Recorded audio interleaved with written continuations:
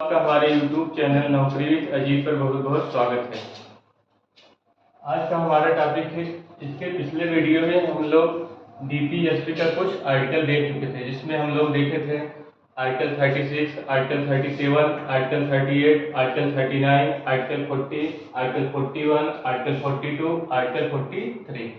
आज हम देखेंगे आर्टिकल 44 की आर्टिकल 44 में क्या दिए गए हैं।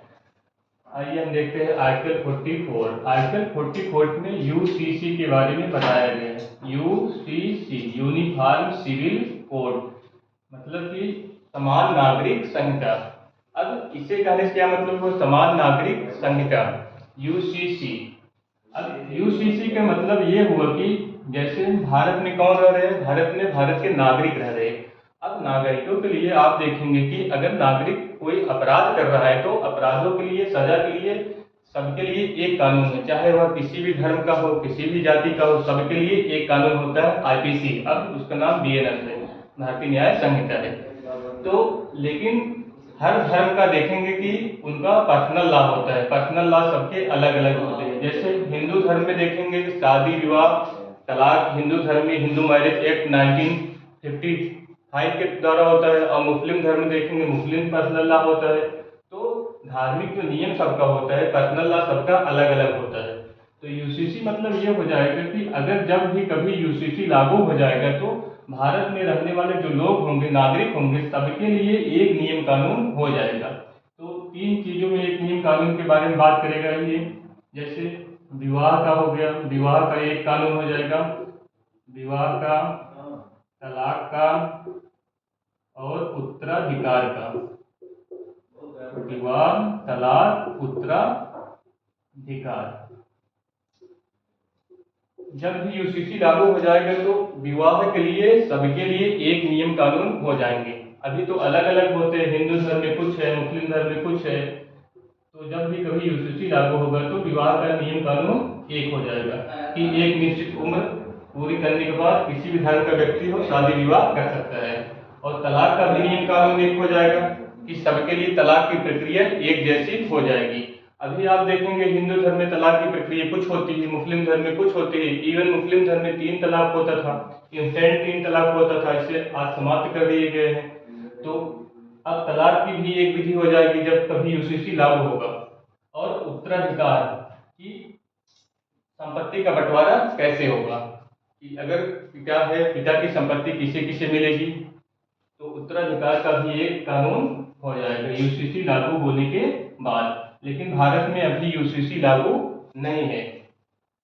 केवल एक राज्य है गोवा जहां पर यूसीसी लागू है। गोवा में यूसीसी लागू है। ये क्वेश्चन बन सकता है कि ऐसा कौन सा राज्य है जहां पर यूसीसी लागू है, समान नागरिक संहिता कहां पर लागू है, कौन सा राज्य है, तो गोवा होगा।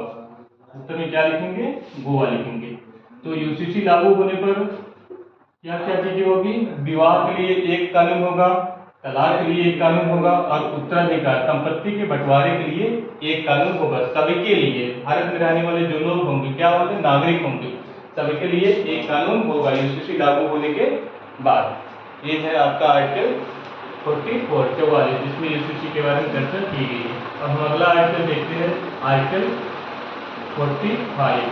आर्टिकल 45, आर्टिकल 45 में देखेंगे कि पहले आप देखेंगे कि जो आर्टिकल 21 का ए है, जो कि बाद में जोड़ा गया था, उसमें कहा गया है कि 6 से 14 वर्ष के बच्चों को निःशुल्क शिक्षा दी जाएगी।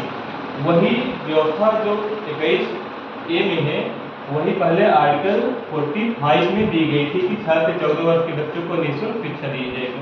लेकिन बाद में उसे क्या फंडामेंटल राइट्स बना दिए गए। जब वहाँ पर फंडामेंटल राइट्स बना दिए गए तो इसमें ये लिख दिए गया है कि 0 से 6 वर्ष के बच्चों की शिक्षा की व्यवस्था करना राज्य का कर्तव्य होगा। कितने वर्ष के बच्चों को, 0 से 6 वर्ष के बच्चों की शिक्षा की व्यवस्था करना राज्य का कर्तव्य है।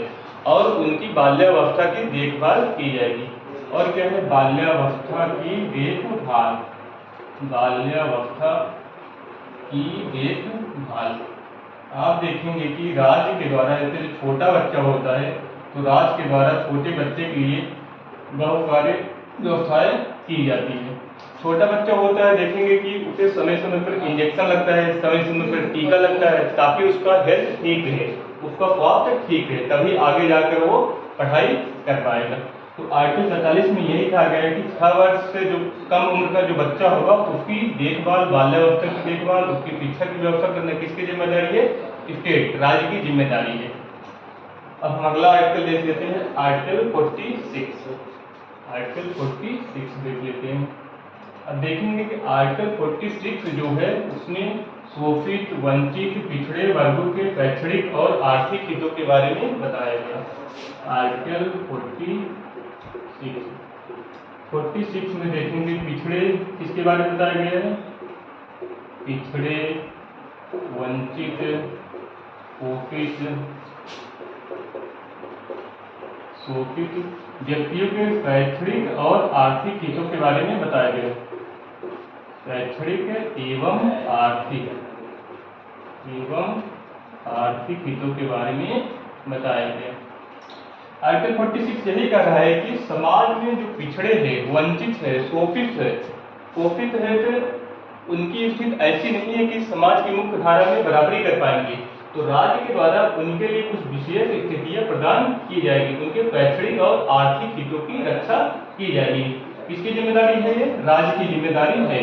उनके लिए राज्य के द्वारा बहुत सारी व्यवस्थाएं की जाती है। किनके लिए? पिछड़े, वंचित, शोषित वर्गों के लिए शैक्षणिक एवं आर्थिक हितों को बढ़ाने के लिए राज्य के द्वारा बहुत सारी चीजें उन्हें प्रदान की जाती है। ये रहा आपका आर्टिकल 46। अब हम अगला आर्टिकल देखेंगे, आर्टिकल 47। आर्टिकल 47 में कि आर्टिकल 47 में आप देखेंगे कि आर्टिकल 47 में क्या दिया गया है। आर्टिकल 47 में यह दिया गया है कि जो व्यक्ति रहेंगे, व्यक्तियों के पोषाहार स्तर को बढ़ाना। क्या है? पोषाहार स्तर, कि पोषाहार स्तर को बढ़ाया जाएगा। जैसे आप देखेंगे कि जो खाने पीने की चीजें होती है, खाने पीने की चीजें जो होती है, अब उनकी जांच की जाती है, समय समय पर उनकी जांच। जैसे होटल में देखेंगे तो होटल में अधिकारी आते हैं, चेक करते हैं कि जो भोजन बना है भोजन ठीक है कि नहीं है, और जो पैकेट बंद वस्तुएं होती है उनकी भी क्वालिटी की जांच की जाती है।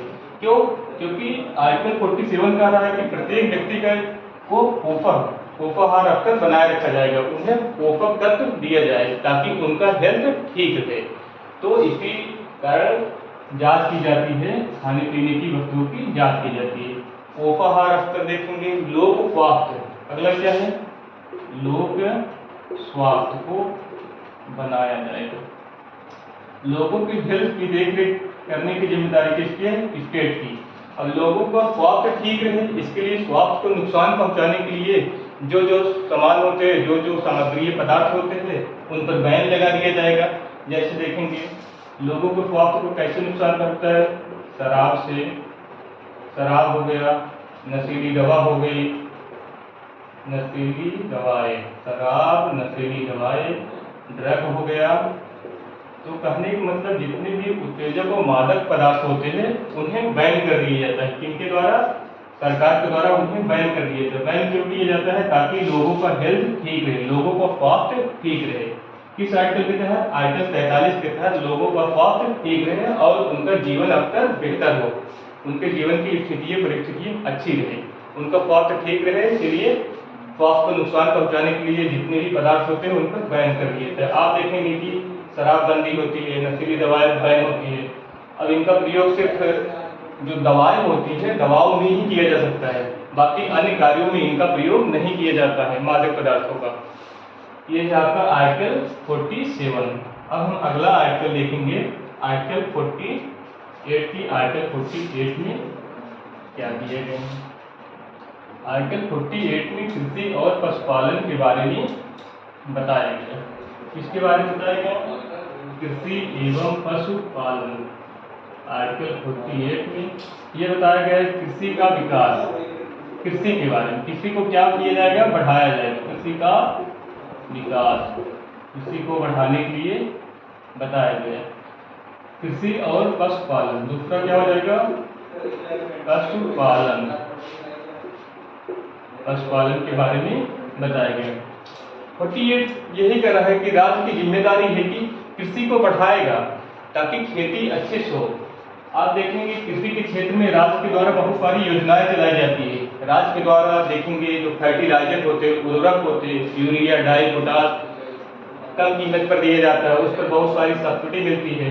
और कृषि यंत्र जो होते हैं, बहुत सारे कृषि यंत्र दिए जाते हैं, उन पर टैक्स भी नहीं लिया जाता है, टैक्स भी कम रहता है ताकि लोगों को सस्ते में वस्तुएं मिल सके और अपना कृषि कार्य में ये लोग उसका उपयोग कर सके ताकि कृषि बढ़ सके। और पशुपालन के भी बारे में बात की जा रही है कि पशुओं को बढ़ाया जाएगा। पशुओं की संख्या वृद्धि करने के लिए, अच्छे पशुओं के लिए, पशुओं की नस्ल सुधारने के लिए राज्य के द्वारा कार्य किया जाएगा। और इसमें यह बताया गया है कि गाय एवं दुधारू पशुओं के वध पर रोक लगाई जाएगी।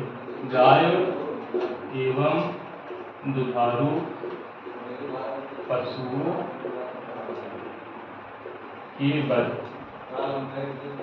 गाय एवं दुधारू पशुओं, गाय हो गई और जो दूध देने वाले पशु है उनका वध नहीं किया जा सकता, उनके वध पर रोक लगा दी जाएगी। किसके द्वारा रोक लगाया जाएगा? स्टेट के द्वारा, राज्य के द्वारा उनके वध पर रोक लगा दिया जाएगा। किस आर्टिकल के तहत? आर्टिकल 48 के तहत गाय एवं दुधारू पशुओं के वध पर रोक लगा दिया जाएगा। तो 48 में कितनी बातें कही गई है? कृषि एवं पशुपालन का विकास किया जाएगा। खेती को बढ़ाने के लिए बहुत सारी योजनाएं लाई जाती है, बहुत सारे कार्य किए जाते हैं, सरकार के द्वारा बहुत सारी स्कीम निकाली जाती है। और पशुओं के लिए भी बहुत सारी स्कीम निकाली जाती है सरकार के द्वारा। और दुधारू पशुओं के वध पर रोक लगा दिया जाता है। अब ये रहा का आर्टिकल 48। अगला आर्टिकल देखेंगे कि आर्टिकल 48 का ए, आर्टिकल 48 का ए। अब यहाँ ए है, इसका मतलब हो गया कि ये बाद में जोड़ा गया है। अगर ए दिया गया है तो इसका मतलब है कि ये बाद में जोड़ा गया है। ये जोड़ा गया था 42 अमेंडमेंट 1976 के द्वारा। कब जोड़ा गया था? 42वां संशोधन 1976 के द्वारा ये जोड़ा गया। संशोधन 1976 के द्वारा जोड़ा गया। कब जोड़ा गया है? 42वां संशोधन 1976 के द्वारा। अब 48 का ए में क्या कहा गया है? वन इसकी रक्षा, वन्य जीव इसकी रक्षा के बारे में बताया गया है। वन के बारे में, वन्य जीव और पर्यावरण की रक्षा के बारे में बताया गया है। वन्य जीव और पर्यावरण की रक्षा के बारे में बताया गया है। किसकी जिम्मेदारी है? राज्य की जिम्मेदारी है कि वन को बढ़ावा देगा और वन में रहने वाले जो जीव होंगे, जो जंगली जानवर होते हैं, देखेंगे जैसे हो गया कि हाथी, शेर, चीता, बाघ, अब इन्हें बढ़ावा देने के लिए राज्य के द्वारा प्रयास किया जाएगा ताकि इनकी भी संख्या बनी रहे। इसीलिए इनके वध पर रोक लगा दिया जाता है। कोई भी व्यक्ति इन्हें मार नहीं सकता, इनका शिकार नहीं कर सकता। वन को बढ़ाया दिया जाएगा, वन्य जीवों, वन में रहने वाले जीवों को बढ़ावा दिया जाएगा। और पर्यावरण की रक्षा करना किसकी जिम्मेदारी है? राज्य की जिम्मेदारी है कि वह पर्यावरण की रक्षा करेगा। पर्यावरण की रक्षा करने के लिए राज्य के द्वारा बहुत सारे कार्य किए जाते हैं। जैसे देखेंगे कि अगर एयर पॉल्यूशन ज़्यादा हो जाता है, राज्य के द्वारा तरह तरह के नियम कानून बनाए जाते हैं पॉल्यूशन को रोकने के लिए। कहने का मतलब हुआ कि पर्यावरण की रक्षा करना, ताकि पर्यावरण अगर अच्छा रहेगा तो व्यक्ति का हेल्थ भी ठीक रहेगा, व्यक्ति का जीवन भी उससे सुरक्षित रहेगा।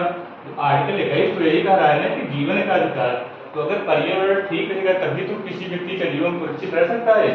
तो आर्टिकल 48 का मतलब ए में यही कर दिए गए, पर्यावरण की रक्षा करना राज्य की जिम्मेदारी होगा।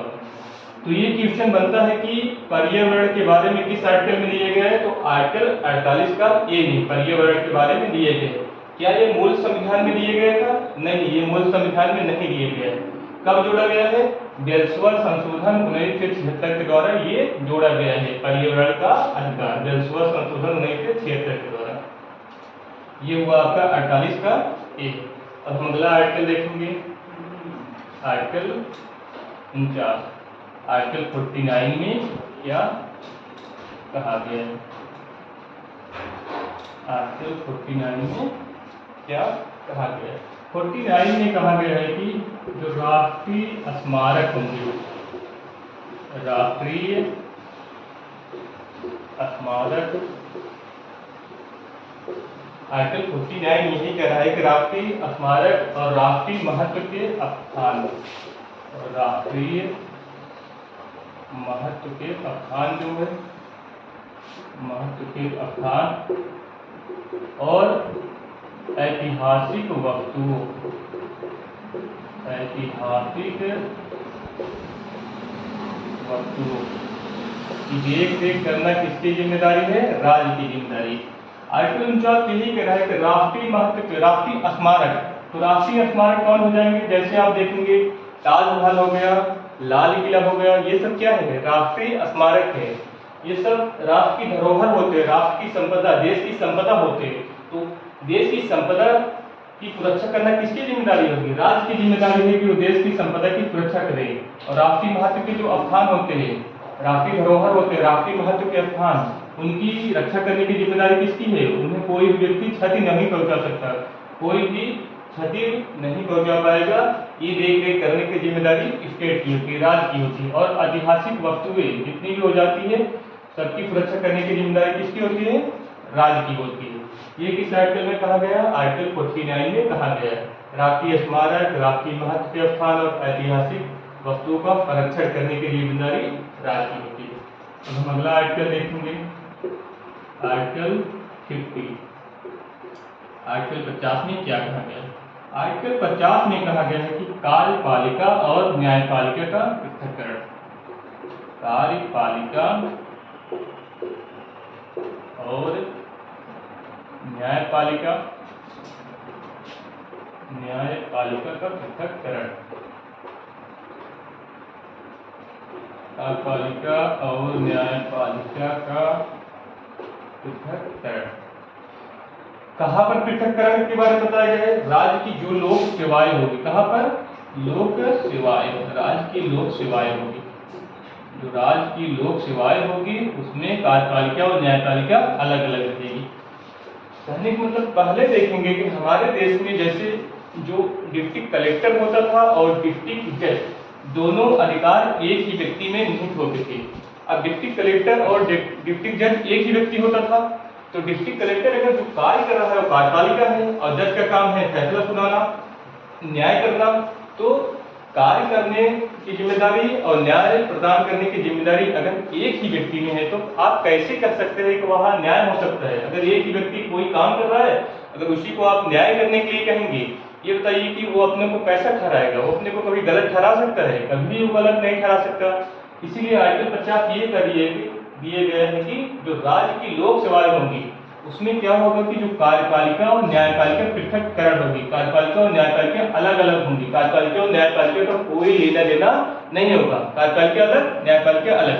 जैसे हमारे देश में देखेंगे कि जो न्यायपालिका होती है, जज साहब होते हैं, और जो कार्यपालिका अधिकारी होते हैं सब अलग होते हैं। कार्यपालिका और न्यायपालिका से कोई लेना देना नहीं होता है। जज साहब को उन्हें अधिकार अलग से मिलता है और कार्यपालिका को अलग से मिलता है। कहने का मतलब दोनों सेवाएं क्या होंगी? एकदम सेपरेट होंगी, एकदम अलग अलग होंगी, एक दूसरे से कोई लेना देना नहीं हो पाएगा, ताकि अच्छे से न्याय हो सके। ये है आर्टिकल 50। अब हम अगला आर्टिकल देखेंगे, आर्टिकल 51 में कि 51 में क्या कहा गया है। 51 में क्या कहा गया है देखेंगे। तो 51 में कहा गया है कि विदेश नीति के बारे में बताया गया है। 51 में किसके बारे में बताया गया है? विदेश नीति। 51, आर्टिकल 51। देखिए ये आर्टिकल जो है बहुत इंपॉर्टेंट है, क्योंकि सिर्फ केवल एक ही आर्टिकल है जिसमें फॉरेन पॉलिसी, विदेश नीति के बारे में बताया गया है। इसमें किसके बारे में बताया गया? विदेश नीति। विदेश नीति। इसमें ये कहा गया है कि अंतरराष्ट्रीय शांति व सुरक्षा को बढ़ाने के लिए राज्य के द्वारा प्रयास किए जाएंगे। किसे बढ़ाने के लिए? अंतरराष्ट्रीय शांति व सुरक्षा। अंतरराष्ट्रीय शांति व सुरक्षा को बढ़ाने के लिए राज्य के द्वारा कार्य किए जाएंगे। अब इस आर्टिकल में यही कहा गया है कि अगर राज्य किसी दूसरे देश के साथ संबंध स्थापित कर रहा है तो कुछ बातों का ख्याल करेगा। कुछ बातें जैसे हो गई कि वह अंतरराष्ट्रीय शांति और सुरक्षा को बढ़ाने के बारे में हमेशा सोचेगा कि ताकि जो हमारे पड़ोसी देश है, हमारे बाहर के देश है, उनसे हमारा संबंध बेहतर बना रहे और अंतरराष्ट्रीय सिद्धांतों का पालन किया जाएगा। अंतर्राष्ट्रीय संबंधों में क्या किया जाएगा, अंतर्राष्ट्रीय जो सिद्धांत होंगे उनका पालन किया जाएगा, अंतर्राष्ट्रीय सिद्धांतों का पालन किया जाएगा, अंतर्राष्ट्रीय सिद्धांतों का पालन किया जाएगा। अंतर्राष्ट्रीय सिद्धांतों का पालन करेंगे और यूएनओ को मजबूत बनाने के लिए प्रयास करेंगे और पंचशील के समझौते पर चलेंगे ताकि सारे देश समान रहेंगे, कोई किसी पर हस्तक्षेप नहीं करेगा, कोई किसी के घरेलू मामले में दखलंदाजी नहीं करेगा, सब एकदम समान रहेंगे, परस्पर लाभ की नीति का सब लोग पालन करेंगे। तो आर्टिकल 51 क्या कर रहा है कि राज्य के द्वारा दूसरे राज्यों से अगर व्यवहार किए जाएंगे तो अंतर्राष्ट्रीय शांति व सुरक्षा को बढ़ाने के बारे में विचार किया जाएगा, अंतर्राष्ट्रीय शांति व सुरक्षा को बढ़ाने के लिए कार्य करेगा, अंतर्राष्ट्रीय सिद्धांतों को पालन करेगा और यूएनओ को मजबूत करने के बारे में ख्याल रहेगा इसका कि यूएनओ को मजबूत बनाया जाए। इस प्रकार डीपीएसपी में जो आर्टिकल 36 से लेकर आर्टिकल 51 तक था ये आज आपका समाप्त हुआ। अब हम डीपीएसपी में ये देख लेते हैं कि आर्टिकल 36 से आर्टिकल 51 कहाँ तक है डीपीएसपी, आर्टिकल 36 से लेकर आर्टिकल 51 डीपीएसपी। डीपीएसपी कहाँ तक है, आर्टिकल 36 से लेकर आर्टिकल 51 किसका प्रावधान दिए गए, डीपीएसपी। क्या करते हैं इसे, क्या करते हैं इसे, डीपीएसपी। डीपीएसपी कहने से क्या मतलब हुआ, directive principle of state policy, राज्य के नीति निर्देशक तत्व। 36 से 51 में जितनी बातें बताई गई है, अगर राज्य के द्वारा जो भी बातें बताई गई, जो भी नियम बताए गए, जो भी कार्य बताए गए, राज्य के द्वारा उन कार्यों को नहीं किए जाता है, उस कंडीशन में आप क्या कर सकते हैं, तो उस कंडीशन में आप याद कीजिए आर्टिकल 37 में ये कर दिया गया था कि जो डीपीएसपी होता है वह वाद योग्य नहीं है। इसका मतलब कि अगर डीपीएसपी आपको नहीं मिल रहा है तो आप कोर्ट नहीं जा सकते। तो आप कहेंगे इसका क्या मतलब हुआ, अगर कोर्ट की नहीं जा सकते क्या मतलब हुआ, तो इसका मतलब यही हुआ कि जब हमारे देश का संविधान बन रहा था उस समय सारे कार्यों को आप मूल अधिकारों की श्रेणी में नहीं रख सकते थे। क्यों नहीं रख सकते थे, क्योंकि उन कार्यों को पूरा करने के लिए राज्य के पास की आर्थिक क्षमता भी होनी चाहिए, राज्य के पास रुपया पैसा भी होने चाहिए। तो हमारा देश जब संविधान बन रहा था तो उसमें इतना रुपया पैसा नहीं था कि सारे कार्यों को आप फंडामेंटल राइट्स बना देंगे। जैसे आपको काम के अधिकार को अगर आप फंडामेंटल राइट्स बना देंगे तो लोगों को कहाँ से पैसे देंगे, सबको जरूरी काम कहाँ से देंगे। तो समय बीतने के साथ डीपीएसपी इसीलिए बनाया गया है कि जब भी कभी भविष्य में राज्य के पास पैसा आएगा, राज्य की आर्थिक क्षमता होगी कार्य करने की, तो डीपीएसपी को प्रदान कर देगा, अन्यथा जब तक नहीं है तो डीपीएसपी को नहीं प्रदान करेगा। तो इसीलिए इसमें 37 में कह दिया गया था कि आप कोर्ट नहीं जा सकते। समय बीतने के साथ देखिए बहुत सारे ऐसी बातें थी जो राज्य ने जरूरी कर दिया। जैसे आर्टिकल 40 देख लीजिए, 40 में क्या कहा गया था कि पंचायतों की स्थापना, उस समय राज्य पंचायतें नहीं बनाती थी, बाद में एक संशोधन हुआ और पंचायतों की स्थापना को संवैधानिक दर्जा मिल गया बनाना। और आप इसमें देखेंगे कि आर्टिकल जो 45 था, 45 में बच्चों की शिक्षा के बारे में बताया गया कि 6 से 14 वर्ष के बच्चों को निःशुल्क शिक्षा दिया जाएगा। बाद में उसे क्या कर दिए गए, आर्टिकल 21A में रख दिए गए और फंडामेंटल राइट्स बना दिए गए, 6 से 14 वर्ष के बच्चों को निःशुल्क शिक्षा देना राज्य का जिम्मेदारी होगी, मूल अधिकार बना दिए गए। कहने मतलब जब राज्य के पास आर्थिक क्षमता होगी तो डीपीएसपी को प्रदान करेगी, अन्यथा नहीं प्रदान करेगी। ये रहा आपका डीपीएसपी। आज का वीडियो इतना ही, धन्यवाद।